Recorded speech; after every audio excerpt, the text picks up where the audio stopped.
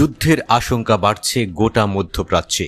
Iran এবং হিজবুল্লাহর নিশানায় Israel. Ismail Haniyeh ও ফুয়াদ শুকরকে হত্যার প্রতিশোধ নিতে চায় উস্তাদ শাগরেদ। ঠকঠক করে কাঁপছে ইসরায়েল। মিত্রকে বাঁচাতে মার্কিন কর্মকর্তাদের ছুটোছুটি। মার্কিন প্রতিরক্ষামন্ত্রী লয়েড অস্টিন মধ্যপ্রাচ্যে গাইডেড মিসাইল সাবমেরিন মোতায়েনের নির্দেশ দিয়েছেন। পেন্টাগন ঘোষণা করেছে ইরান এবং তার মিত্রদের ইসরায়েলের উপর সম্ভাব্য আক্রমণ ঠেকাতে তারা প্রস্তুত।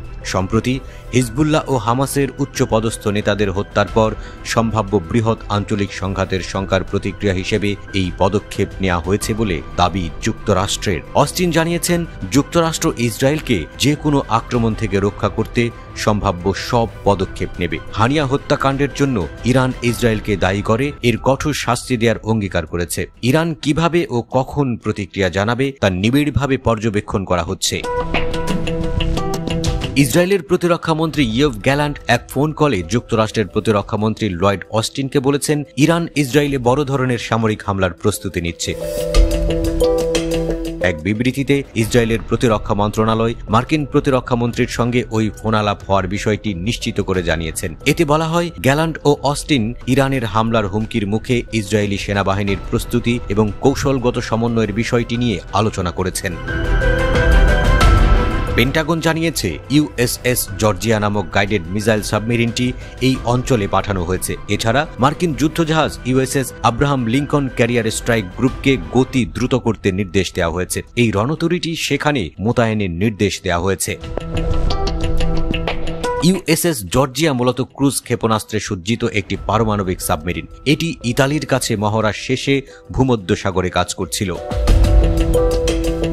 সাধারণত মার্কিন ক্ষেপণাস্ত্রবাহী সাবমেরিনগুলোর গতিবিধি খুব কমই প্রকাশ্যে জানানো হয়। এ ধরনের সাবমেরিনের কাজ গোপনীয়, তাই সাবমেরিনটিকে মোতায়েনের প্রকাশ্য ঘোষণাকে ইরান ও তার প্রক্সিদের জন্য স্পষ্ট বার্তা হিসেবে দেখা হচ্ছে।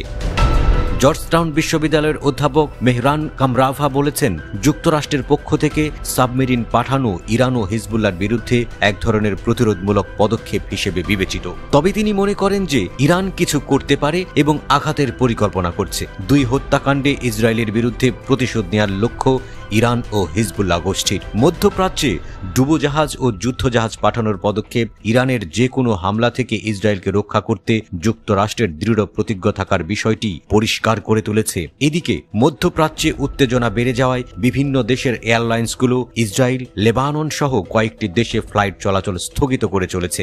জার্মান এয়ারলাইন্স লুফথানসা জানায়, তারা ইসরায়েলের তেল আবিব, লেবাননের বৈরুত, জর্ডানের আম্মান, ইরানের ইরবিল ও ইরানের রাজধানী তেহরানে ফ্লাইট স্থগিত করেছে।